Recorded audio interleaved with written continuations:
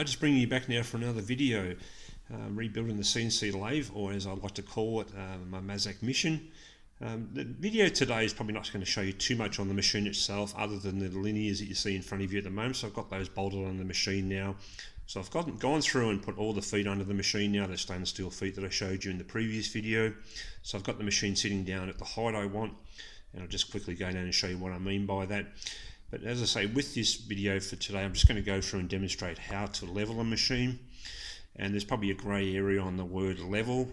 Ultimately, we don't need the machine absolutely spot on level. Just use a normal level that you would buy at your local hardware store or whatever's local to you, but don't buy anything too cheap. As with any measurement equipment, you'll pay for a cheap machine now, but ultimately you pay the price for it later by trying to save money.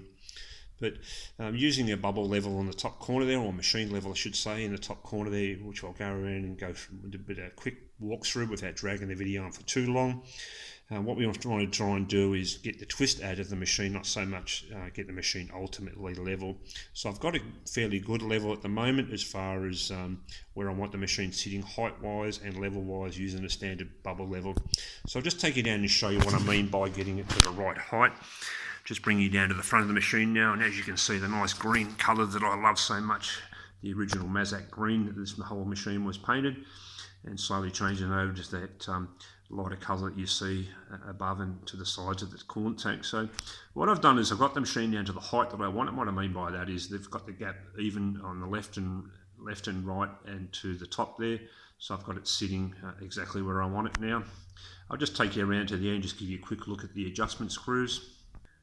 So just got you pointing down at the one of the adjustment screws. This is down the tailstock end, so there's one down the tailstock end, 4 in the centre and 2 down the spindle end, which you would have seen when you watched a few of the other videos. You would have seen the 2 machine skates sitting there and one down this end, which I'm filming now. So you can see how low the machine is to the floor there now. I can barely get my fingers under there now, so it's very close to the floor there now. So we just go through and adjust up the feet until we get the machine ultimately sitting where we want it to sit. What we do is we just probably leave the 3 outside ones, as I say, the 2 at the spindle end and this one down the tailstock end. It's not critical. These are just to balance out the weight of the machine. If you need to just do a last bit of tweaking, you use those just to bring in, just to pick up the weight basically. But you use the 4 in the center to do any of the adjusting, and you can do a little bit of fine tweaking towards the end. So it is a bit of a balancing act when it comes to leveling machines out, because as you touch one screw, it does upset the level. And as if you've ever used a machine level before, you know how sensitive they are. So I'll just take you up and show you the level now, and we'll get going with that procedure. So as I mentioned earlier, we'll be using a machine level. Most users are pretty familiar with this type of machine, type of level I should say. You can see the accuracy of the level. So this is a 200mm level. So this is accurate to 0.02 millimeters over 1 meter, so that's about the length of this linear. So what we do is probably first, before you even start to do any leveling work, is make sure that the level is level. So ultimately what I mean by that is you've got to make sure the actual level is reading what it should be. If your level isn't reading levels, as far as getting the same accuracy of level, don't swap the direction around of which way it's facing. So if your level doesn't read exactly as you want it to read, it's probably not super critical, as silly as that sounds, but make sure you put it facing the same way. Don't flip it north to south, because if you do, you'll start to get variations in your level. But ultimately, you want the level. That's the whole point of the word level. So what you have to do is you use an adjustment screw, which I'll just take you down, and hopefully I can get you in the end there. There is an adjustment screw that I'll leave the end cap off there. There is normally a rubber cap that fits in this hole here, but I'll leave that off, because every time I get this level out, I have to reset it. They always go out by a tiny little bit. Just get you in a bit better angle there. So there is there's a plate in the center there, which is actually what the level sits on, and there's tiny little adjustment screws that you use, a little tool that comes with the level. So probably this will make sense if you've got one of these levels, but you will need to adjust the calibration first. Obviously you need to get it on a level surface. I would have preferred to do this on the bench, but unfortunately my bench isn't that perfectly level. So I had to get it on the bed of the machine. So this is set up from a normal level that you would buy from a reasonably good quality hardware, or whatever you want, or whatever's local to you, whatever you call them in your part of the world.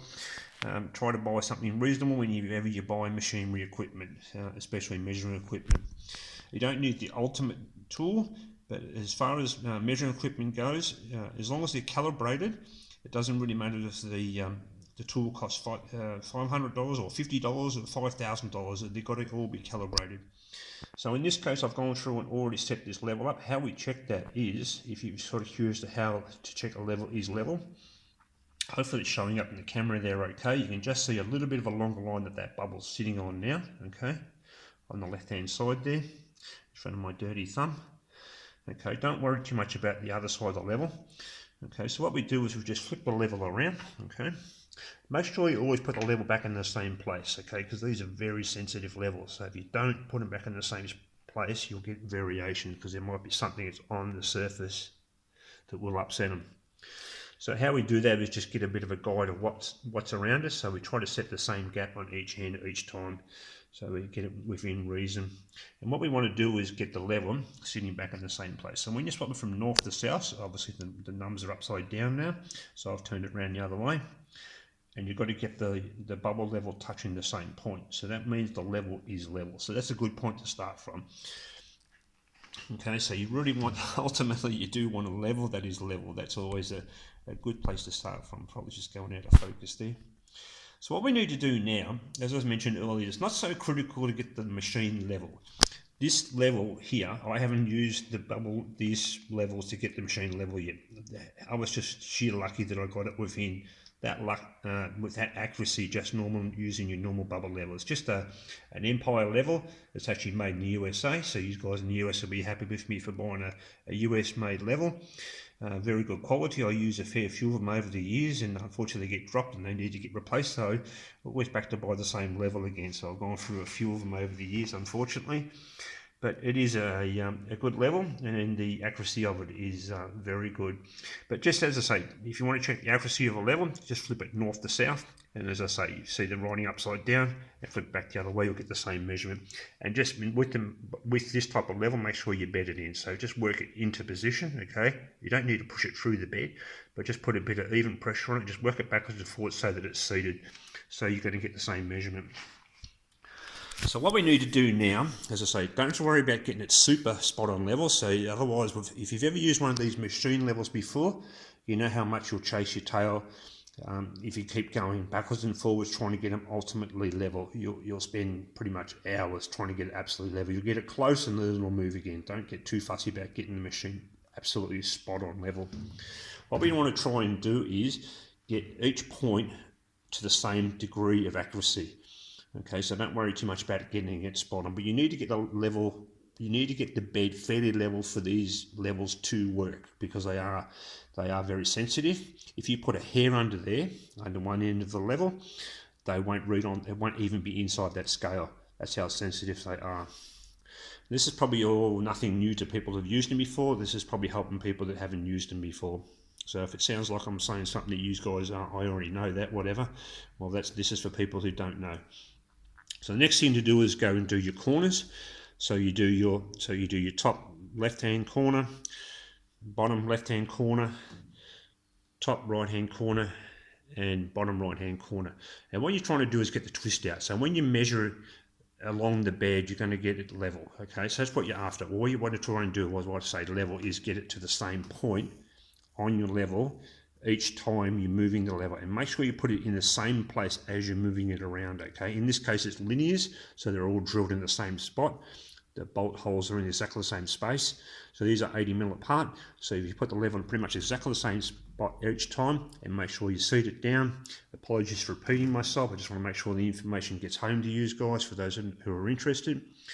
Go around, check each corner, and that'll set your twist out. So what you're trying to do is get your running surface level. That's what you're after. It doesn't really matter about the rest of the machine. It doesn't matter at all. All you're trying to do is get your machine area, or your machining area level. In the case of your manual lathe or your manual mill, you just want to get the bed of the machine level. In this case, we're using linears.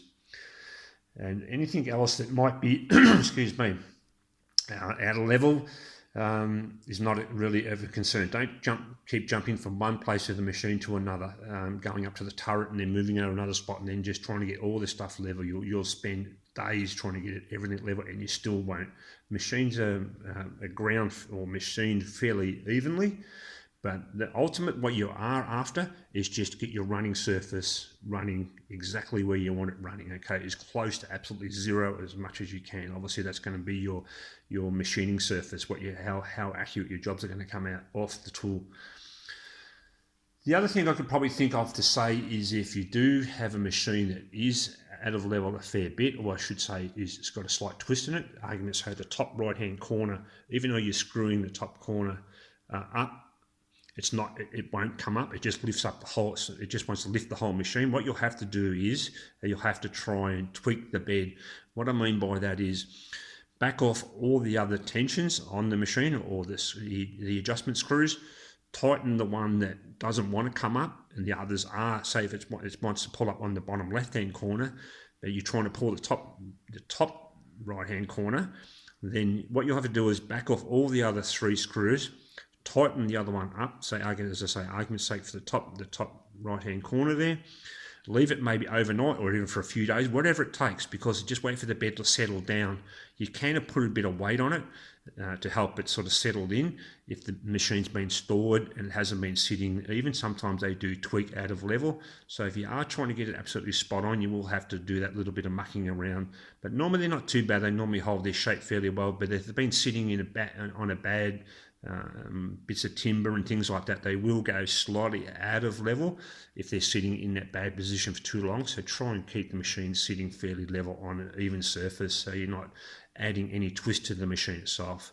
In the case of this machine, it's easy done because this base weighs about probably 2 to 2.5 ton. So if you've got one corner hanging down, the actual gravity will pull it out, pull a bit of a twist in it, so to speak. So hopefully that helps. If you've got any questions, definitely get back to me in the comments.